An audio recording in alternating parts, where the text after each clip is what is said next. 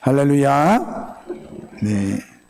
오늘 누가복음 7장 2절서부터 10절까지 말씀을 가지고 사람을 살리는 믿음 한번 따라해 보겠습니다. 사람을 살리는 믿음. 지난주에 저희 교단에 선배 목사님 한 분이 은퇴를 하셨고 원로 목사로, 교회에서 원로 목사로, 또 노회에서는 공로 목사로 추대되어서 이 감사 예배를 드렸습니다. 개인적으로는 제가 우리 교회 위임받을 때 저희 교회 오셔서 말씀을 전해주셨던 목사님이십니다. 그 자리에 많은 우리 성도님들과 또 후배 목사님들이 자리에 함께 하셨습니다.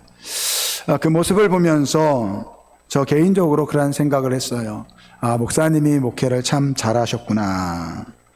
나도 나중에 언제 은퇴할지 모르겠지만 은퇴했을 때 저렇게 많은 사람들의 축복 속에서 은퇴했으면 좋겠다라는 그런 생각이 들었습니다.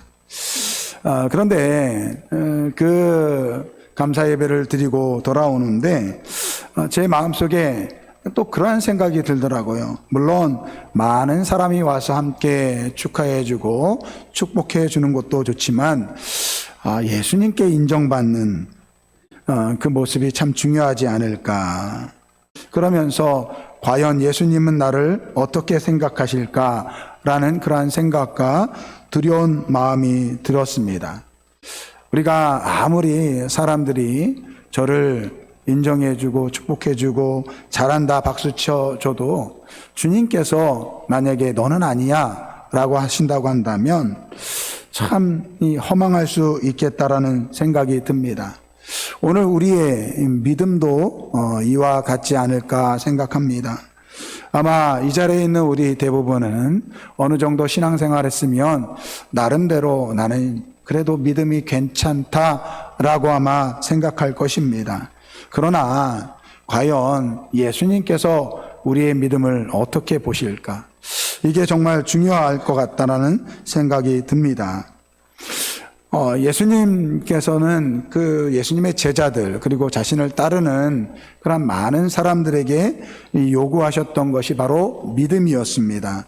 한 번은 예수님께서 이 제자들과 함께 이 배를 타고 이 건너편으로 넘어가는데 이 풍랑을 만났습니다. 이 배가 뒤집혀서 이게 죽게 된 지경이 되었습니다. 그때 제자들이 예수님을 깨우면서 주님, 우리가 죽게 되는 것을 알지 못합니까? 여러분, 예수님의 제자들 중에는 뱃사람들이 많았어요. 그들이 예수님을 깨우면서 우리가 죽게 되었을 정도라고 이야기할 정도면 그 풍랑이 대단했다라는 것을 우리가 짐작할 수 있습니다. 그렇게 예수님을 깨우는데 예수님께서 하신 말씀이 무엇입니까? 어찌 무서워하느냐? 이 믿음이 작은 자들아. 이렇게 말씀하십니다. 이 말씀은 무엇입니까? 내가 너희와 함께하지 않느냐. 그 말씀을 하시는 거예요.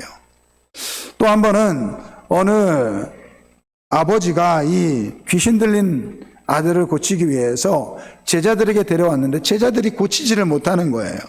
그래서 예수님께 찾아와서 내가 이 귀신 들린 아들을 제자들에게 맡겼는데 제자들이 고치지를 못합니다. 그때 예수님께서 그 제자들을 향해서 이렇게 말씀하십니다. 믿음이 없고 패역한 세대요. 내가 얼마나 너희와 함께 있으며 얼마나 너에게 참으리요. 예수님께서 그들의 믿음 없음을 한탄하시면서 말씀하십니다. 여러분, 예수님의 제자들이 정말 믿음이 없었을까요? 예수님을 믿지 못했을까요? 예수님을 믿지 못했다고 한다면 예수님을 따르지 않았을 것입니다. 어느 정도 예수님을 믿었으니까 예수님을 선생님으로 모시고 따랐던 것입니다. 그러나 예수님 편에서는 그들의 믿음이 여전히 연약하고 부족했다라는 것입니다. 예수님은 제자들이 더 강한 믿음, 변하지 않는 그러한 믿음을 갖기를 원하셨다라는 거예요. 오늘 우리는 어떻습니까? 제가 여러분들에게 한 사람 한 사람에게 묻지는 않겠지만 여러분들 다 믿음이 있는 줄 믿습니다. 믿음이 있는 분만 아멘 하신 거예요? 이 자리에 있는 우리 아름다운 교회 성도님들 나름대로 믿음이 있는 줄 믿습니다. 근데 오늘 예수님을 믿었다라고 하는 그 제자들에게 예수님께서 하신 말씀, 믿음이 작은 자들아, 믿음이 없고 패역한 세대요. 어쩌면 이것이 우리에게 하시는 말씀일 수도 있겠다라는 생각이 듭니다. 우리는 믿는다고 자신하지만 예수님께서 인정하시지 못하는 믿음이라면 문제가 있는 거예요. 그래서 오늘 성경의 여러 인물들 중에서 이 예수님께 믿음으로 감동을 준 사람들이 있는데 그 중에서 한 사람, 이 백부장에 대한 이야기를 해보려고 합니다. 그러니까 이 말씀을 두 파트로 좀 나눠서 이야기해야 될 것 같아요. 원래는 한 말씀으로 준비를 했는데 오늘 말씀은 이 백부장이 가졌던 이 믿음의 아주 중요한 이 요소에 대해서 말씀을 드리고요. 다음번에는 그 예수님께서 인정하셨던 이 백부장의 믿음에 대한 이야기를 좀 해보려고 합니다. 이 어떤 백부장이 종이 있는데 이 병이 들었습니다. 병이 들어서 죽어갑니다. 그가 예수님에 대한 소문을 듣고 보니까 이 유대인들의 장로 몇 사람을 보내어 예수님을 초청합니다. 이 부탁을 들은 이 유대인의 장로들이 예수님께 말을 합니다. 그 사람에게 가서 고쳐주는 것이 가합니다. 그래서 예수님께서 이 백부장의 집을 향해 가는데 이 소식을 들은 이 백부장이 자기의 친구들을 보내서 예수님께 이렇게 이야기합니다. 사실은 제가 예수님께서 우리 집에 들어오는 것을 제가 감당하지 못합니다. 그러니까 저도 군인인지라 제가 종들에게 또는 내 밑에 있는 병사들에게 가라고 하면 가고 오라고 하면 오니까 예수님께서 말씀만 하세요. 그럼 말씀대로 이루어질 줄 믿습니다. 그렇게 이야기를 합니다. 그때 예수님께서 그의 믿음을 보시면서 이렇게 말씀하십니다. 내가 너에게 이르노니 이스라엘 중에서 이만한 믿음을 만나보지 못하였다. 이 예수님께서 그의 믿음을 칭찬하십니다. 그런데 저는 오늘 이 말씀을 통해서 이 백부장에게 있는 믿음에서 우리가 기억해야 할 중요한 믿음의 또 다른 가치에 대한 이야기를 좀 해보려고 합니다. 여러분, 오늘 본문 속에 나와 있는 이 종이라는 단어는요, 둘로스입니다. 이 둘로스는 노예를 이야기합니다. 이 노예는요, 생명의 주권자가 주인에게 있습니다. 그러니까 내 목숨이 내 것이 아니에요. 그 재산 중에 하나입니다. 엄밀하게 말하면 사람이지만 그 집안에 있는 소나 양과 같은 짐승과 마찬가지입니다. 재산의 일부예요. 여러분, 종이 병드는 것은요, 이 주인 입장에서는 큰 손해입니다. 그러니까 이 종이 병들었다라는 것은 그 자체가 주인에게 큰 죄라는 것입니다. 그런데 오늘 본문 말씀을 보니까 그 백부장은 그 종을 사랑했다 이렇게 이야기하고 있습니다.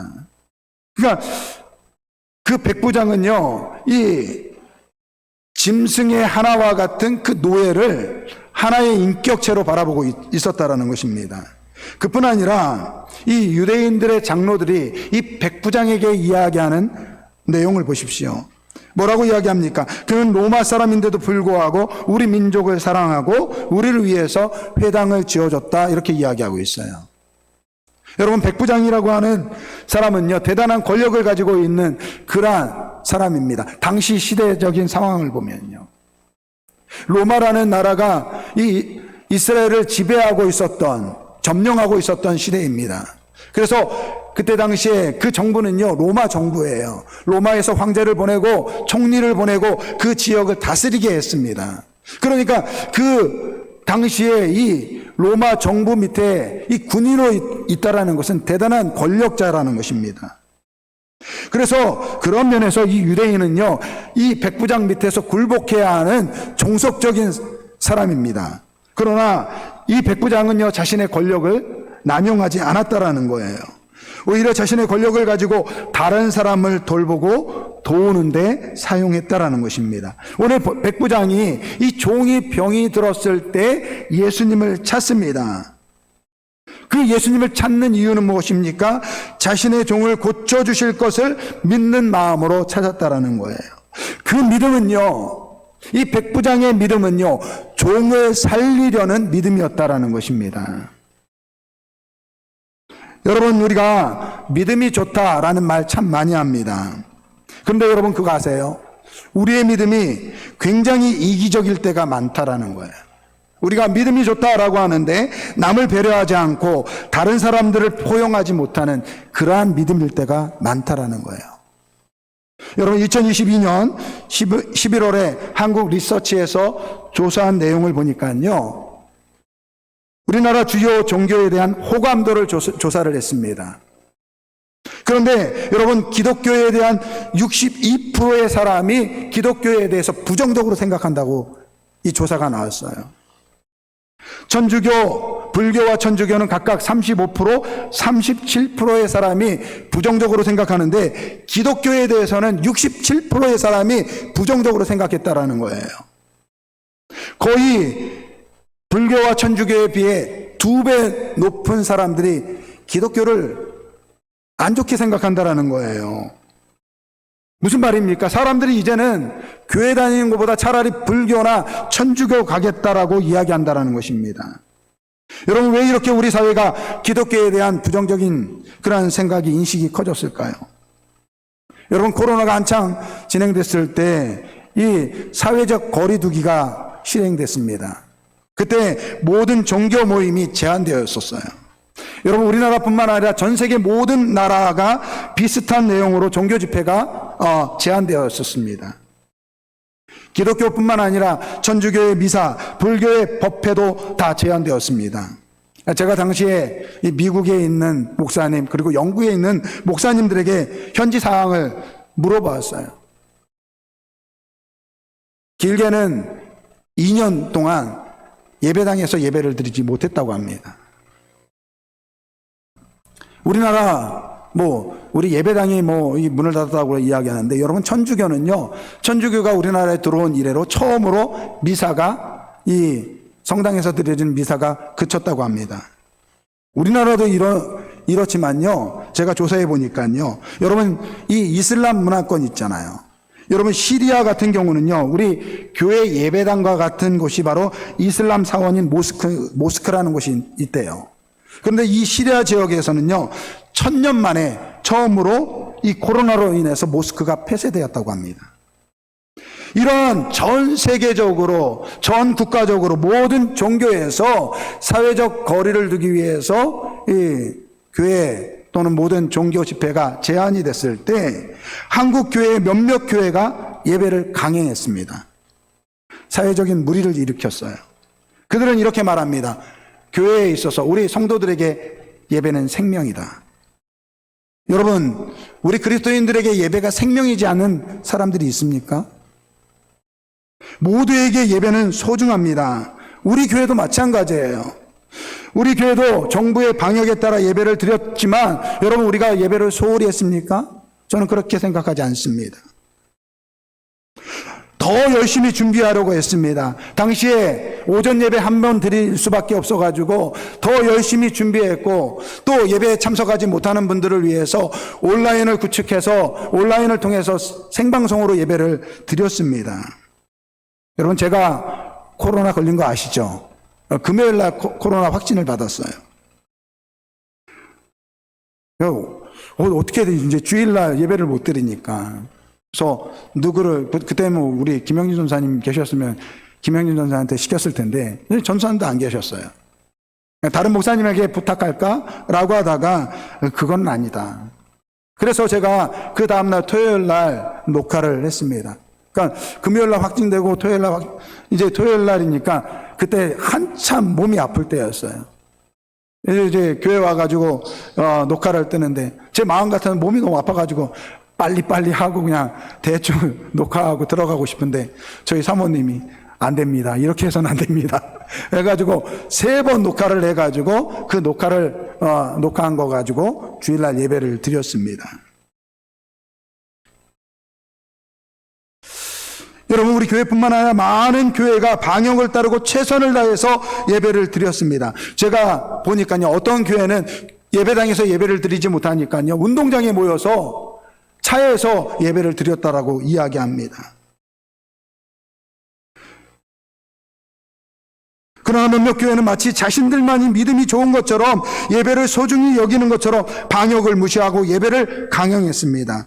그것이 방송에 고스란히 드러났어요.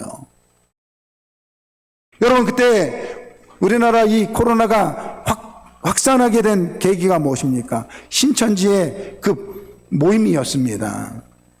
여러분, 세상 사람들에게는요, 그 신천지나 나중에 그 예배를 강행했던 교회 모습하고 다를 바가 없다라는 거예요. 코로나 기간을 지나면서 세상 사람들에게 기독교는 자신들의 믿음만 중요한 이기적인 이 종교인으로 비춰지게 되었다라는 것입니다. 여러분, 예수님의 비유에 보면 선한 사마리아인 이야기가 있습니다. 한 사람이 강도를 만나서 죽게 됩니다. 그런데 거기에 제사장과 레위 사람이 지나갑니다. 그들은 제사를 담당하는, 지금으로 이야기하면 예배를 인도하는 목회자입니다. 죽은 사람을 만지면 부정하게 되기 때문에 제사를 집례할 수가 없어요. 그래서 그 죽어가는 사람을 보면서도 뻔히 알면서도 그 사람을 지나칩니다. 여러분, 예수님께서 이 비유 속에서 왜 제사장과 레위 사람을 언급했을까요? 여러분, 거룩함을 지키는 것이 소용없다는 이야기가 아닙니다.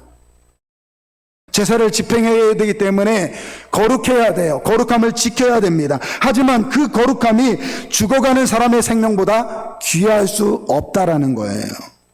여러분, 이 사실을 예수님께서는 말씀하고 싶은 것입니다. 오늘 우리의 믿음도 마찬가지예요.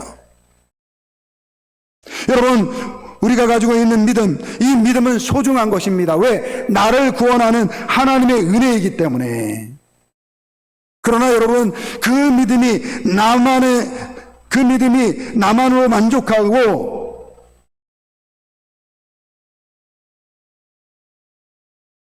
내 안에 머무는 것이 아니라 세상 사람을 살릴 수 있는 믿음으로 성숙해져야 될 줄 믿습니다.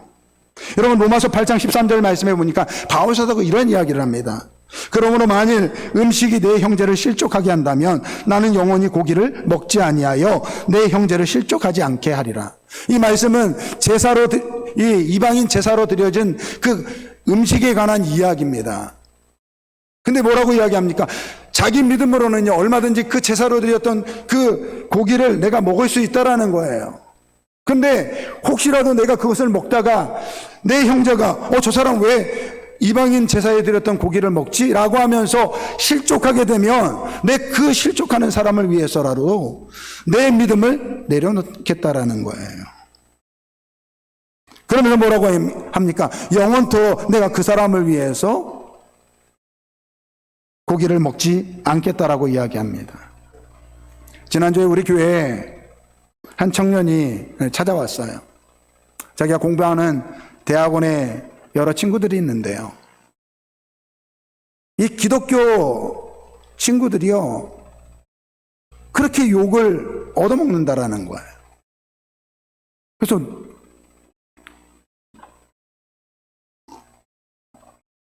같이 공부하는 대부분의 친구들 사이에서 예수를 믿는 기독교인 친구들이요, 그렇게 욕을 얻어먹는다라는 것입니다.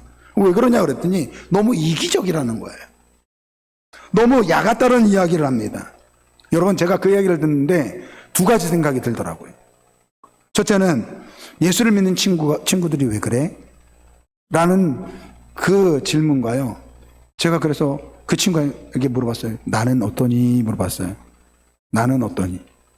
혹시 나도 이기적이고 그리고 약삭 바른 그러한 목사이지 않을까라는 생각이 들었습니다. 여러분, 다른 친구들이 보기에 기독교인이라고 알 정도면요, 그들이 평상시에 나는 교회 다닌다, 나는 믿음 생활한다라고 이야기했기 때문에 알 거예요. 나는 스스로 나는 예수를 믿는 사람이고 구원을 받은 사람이라고 그렇게 자긍심을 가지고 있는데요, 정작 그들의 삶 속에서는 다른 친구들에게 보이는 모습은요, 이기적이고 약은 모습이라는 것입니다. 여러분, 우리가 알아야 돼요. 세상 사람들은요, 우리를 바라보고 있습니다. 우리 그리스도인들을 주의 깊게 바라보고 있다라는 것입니다. 여러분, 그들이 우리에게 바라보는 시각은요, 우리가 얼마나 열심히 신앙생활하는지, 얼마나 주일 예배를 빠지지 않고 드리는지, 어떻게 봉사하는지, 그거 보고 싶은 것이 아니에요. 우리가 믿는 그 믿음 속에서 얼마나 삶 속에서 사회를 이롭게 하며 사회에게 도움이 주는 그러한 모습으로 살아가는가. 여러분, 우리의 믿음이 중요하다, 우리의 신앙이 중요하다, 그렇게 생각하고 가정을 내팽개치고 남편이나 아내를 무시하고 자녀를 제대로 돌보지 않는다면 여러분, 그것이 바른 신앙이겠습니까? 열심히 주일날 교회 와요. 그리고 집에 가서는 아내를 두들겨 팹니다. 여러분, 이러한 사람이 예수 믿는다고 이야기할 수 있어요? 교회 장로예요, 목사예요. 근데 사람을 속이고 사기를 칩니다. 여러분, 그게 예수 믿는 사람 맞습니까? 예수님은 우리에게 세상의 빛과 소금이 되라고 말씀하셨어요. 구원받은 성도답게 이 어두운 세상을 비추는 빛이 되고, 세상이 죄로 점점 썩어져 갈 때 그 부패되는 세상을 좀 더 막을 수 있는 그런 방부제와 같은 그 역할, 소금이 되라고 우리에게 말씀하셨습니다. 근데 문제는 어떻습니까? 오늘 대부분의 그리스도인들이 자기 믿음에 도취되어 가지고 세상에는 아무런 영향력이 없는 그러한 죽은 신앙인이 되었다라는 것입니다. 여러분, 세상이 왜 기독교를 욕합니까? 왜 예수 믿는 우리를 향해서 욕합니까? 일정 부분 우리에게 책임이 있다라는 거예요. 나만 구원받은 것에 만족하고 다른 사람의 구원에 대해서는 전혀 관심이 없는 이기적인 그러한 모습이 되었다라는 거예요. 오늘 주일학교 우리 어린아이들에게 소개한 한 분인데요, 이 방애인 선생님이란 분이 계세요. 1909년도에 태어나셨는데 그 가정이 할머니 때서부터 예수를 믿는 그러한 가정에서 자랐습니다. 그런데 이제 이분이 1930년 1월 달에 이 부흥에 갔다가 이제 인격적으로 예수님을 만나게 됩니다. 1930년 1월 10일에 쓴 그의 일기장을 보면 이렇게 적혀 있습니다. 나는 처음으로 신의 음성을 들었다. 눈과 같이 깨끗하여라. 아, 참 나의 기쁜 거룩한 생일. 여러분, 그녀의 삶이요, 이 예수님을 만나고 완전히 바뀌었습니다. 그전에는 이 집안이 굉장히 부유했다고 합니다. 그래서 당시 교사였기 때문에 부모님들이, 야, 너는 교사니까 그래도 잘 차려 입어야 된다라고 하면서 값비싼 옷을 사주고, 또 좋은 화장품, 좋은 화장품이 뭐가 있어요? 하여튼 좋은 화장품 사주고 막 그랬대요. 근데 예수를 만나고 나서 나는 검소하게 살아야 된다 라고 하면서 그 화장품이나 그런 사치스러운 옷을 버리고요, 이 단벌 옷을 입고 지냈다고 합니다. 그리고 매일 기도하고 성경을 읽고 전도를 했습니다. 그리고 매일 아침마다 금식하면서 기도했다라는 거예요. 근데 그녀를 향해서 사람들이 그녀를 향해서 거룩한 성자라고 그렇게 이야기를 했다고 합니다. 거리의 성자라고 그렇게 이야기를 했대요. 근데 여러분, 세상 사람들이 그녀가 주일날 예배드리고 성경 말씀을 읽고 그리고 아침에 금식했다고 그를 거리의 성자라고 이야기했을까요? 그게 아니에요. 그녀는 교직 생활을 했는데 이 전주에 있는 기전 여학교로 다시 이제 복직을 하게 됩니다. 그 전에 한번 일을 하다가 이제 그때는 예수를 만나기 전이어가지고 좀 많은 회의를 하고 그만두었다가 이제 예수를 만나고 나서 다시 기존 여학교로 복직을 하게 됩니다. 그리고 나서 이제 방과 후가 되면 선생님들과 아이들 데리고 나가서 전도를 하는 거예요. 당시만 해도 수많은 병자들이 얼마나 많았습니까? 거지들이 얼마나 많았습니까? 고아들이 얼마나 많았습니까? 이 선생님은요, 그 고아들을 데리고 고아들을 위해서 먹을 것을 나눠주고 또 병자들을 위해서 그렇게 기도를 해 주었다고 합니다. 한센병 환자들 아시죠? 나병 환자라고 하는데 그 한센병 환자들은 아무도 그 전염되기 때문에 나도 병을 옮을 수 있기 때문에 다 피하는데 그 한센병 환자들을 붙잡고 함께 기도를 했다고 합니다. 많은 사람들이 이 거리에서 그렇게 병자들을 위해서 소를 얹고 눈물로 기도하는 그녀의 모습을 보면서 그녀를 향해서 거리의 성자다라고 그렇게 이야기했다고 합니다. 그리고 나중에 전주 지역에 이 고아원을 설립하기 위해서 자기 발품을 팔아서 가호를 돌아다니면서 이 모금을 해가지고 고아원을 설립해요. 근데 이분이 열병에 걸려서 24살에 하나님의 부르심을 받게 되었다고 합니다. 근데 그때 그분의 삶을 통해서 많은 사람들이 눈물을 흘리며 주님께 돌아오는 그러한 놀라운 일이 있었다고 합니다. 여러분, 세상 사람들은요, 우리가 주일날 얼마나 열심히 예배드리느냐, 우리가 어떻게 봉사하느냐, 어떻게 주일날 빠지지 않고 예배 참석하느냐, 여러분 그거 안 봅니다.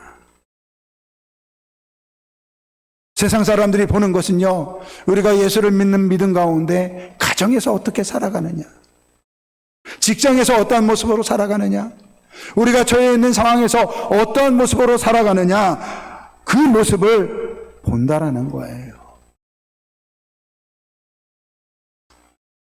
요한복음 12장 24절 말씀에 이런 말씀이 있습니다. 우리 한번 같이 읽겠습니다. 내가 진실로 진실로 너에게 이르노니 한 알의 밀이 이 땅에 떨어져 죽지 아니하면 한 알 그대로 있고 죽으면 많은 열매를 맺느니라. 이것은 예수님께서 자신을 향해서 하신 말씀이에요. 여러분, 예수님께서 십자가에 못 박혀 돌아가셨을 때 그 한 알의 밀알이 되어서 그분을 통해서 오늘 우리가 다 구원을 받게 되었습니다. 오늘 우리의 믿음도 마찬가지예요. 오늘 이 자리에 있는 우리는 다 그 예수 그리스도를 믿는 믿음 안에서 구원받은 줄 믿습니다. 이제는 그 믿음이 사람을 살리는 믿음이 되시기를 주님의 이름으로 축원드립니다.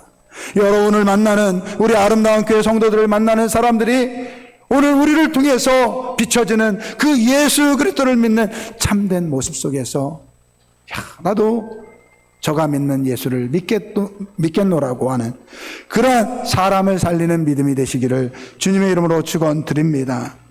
오늘 우리가 결단의 찬양으로 드릴 찬양은 미랄입니다. 미랄. 여기 말씀을 보면 세상을 구원하기 위해 흘려야 할 피가 필요하다면, 죄인을 대신하기 위해 희생의 제물이 필요하시다면 내 생명 제단 위에 드리리. 주 영광 위에 사용하소서. 생명이 또 다른 생명을 낳고, 이렇게 이야기하고 있어요. 여러분, 오늘 우리의 믿음이 너무 이기적이라는 생각하지 않습니까? 우리의 거룩함도 중요해요. 우리가 하나님을 믿는 믿음도 중요합니다. 예배도 소중해요. 그러나 과연 우리가 가지고 있는 믿음이 또 다른 생명을 낳는 거기까지 나아가는 믿음의 사람들이 되길 주님의 이름으로 축원드립니다. 내가 구원받은 것으로 만족하는 것이 아니라 나의 삶 속에 나를 통해서 또 다른 생명이 주께 돌아오는 그러한 역사가 이루어지길 원합니다. 여러분, 우리 상남동에 우리 아름다운 교회가 이 자리에 위치하고 있습니다. 세상 사람들이 우리 교회를 통해서 보고 싶은 모습은 무엇일까요? 주일날 수요일 날 또 금요일 날 오가는 모습으로 그들이 감동할까요? 아니에요. 그들에게 비춰지는 모습은 아, 저 사람들 그냥 자기 신앙을 가지고 열심히 살아가는구나, 그 정도밖에 되지 않아요. 정말 우리 교회가 이 지역에 감동을 주기 위해서는요, 이 지역 밖으로 뛰어나가야 될 줄 믿습니다.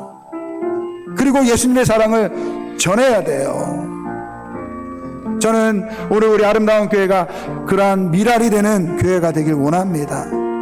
오늘 이 자리에 있는 우리 성도들 한 사람 한 사람이 그러한 미랄이 되길 원합니다. 그래서 우리의 믿음이 스스로 자족하는 믿음이 아니라 내 믿음이 또 다른 사람을, 누군가를 구원할 수 있는 그러한 믿음이 되길 원합니다. 우리 오늘 이 찬양 함께 부르면서 주님, 나도 하나님의 미랄이 되길 원합니다. 나 스스로 만족하는 믿음이 아니라 누군가를 구원하는 그러한 믿음이 되게 하여 주옵소서. 우리 이 결단의 찬양 함께 찬양하겠습니다.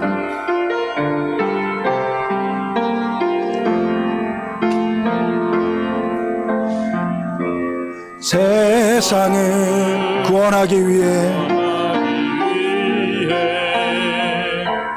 흘려야 할 피가 필요한 죄인을 대신하기 위해 생의 제물 필요하신다면 내 생명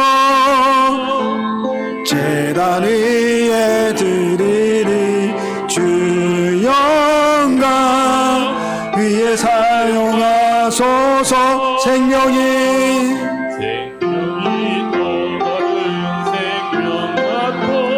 주님 볼 수 있다면 나의 삶과 죽음도 아낌없이 드리리. 죽어야 다시 사는 주의 말씀 하늘의 미랄이 되어 예수님처럼 살아가게 하소서. 길 잃어 지친 양을 찾아, 길 잃어 지친 양을 찾아 마음 상해 이리저리 헤매이는 한 영혼 찾아 아파하는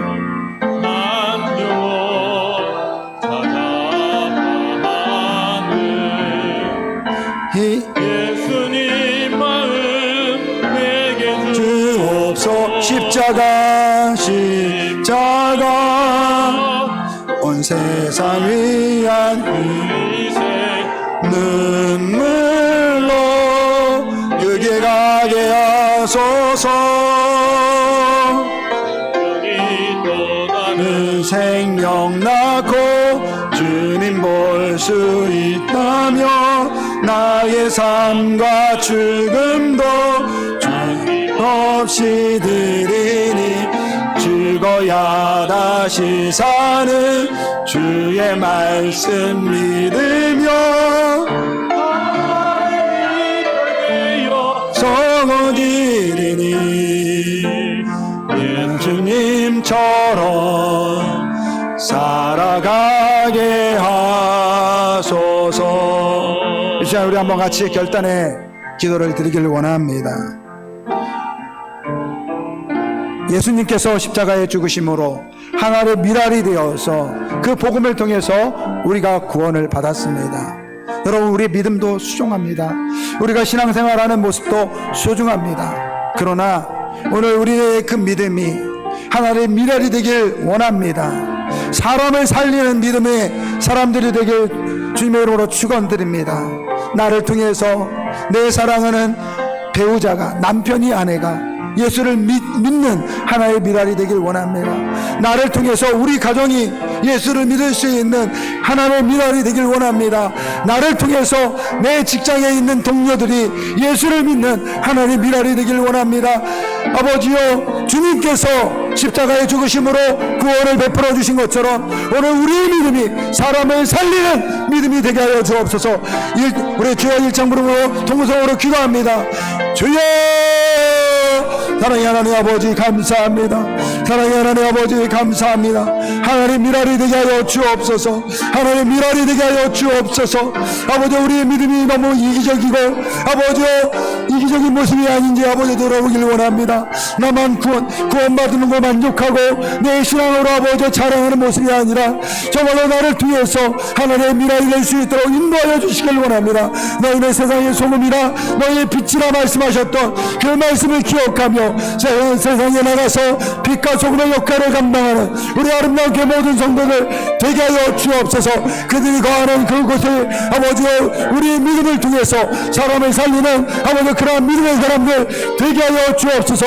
믿음을 자랑하는 것이 아니라 그 믿음으로 사람을 살리는 아버지 예수님의 마음을 닮아가는 우리 모든 성도들 되게 하여 주옵소서. 하나님의 미랄이 썩어져 30배 60배 100배의 열매를 맺는 듯이 우리 아버지 믿음이 사람을 살리는 믿음이 될 수 있도록 역사하여 주옵소서. 감사하며 예수님의 이름으로.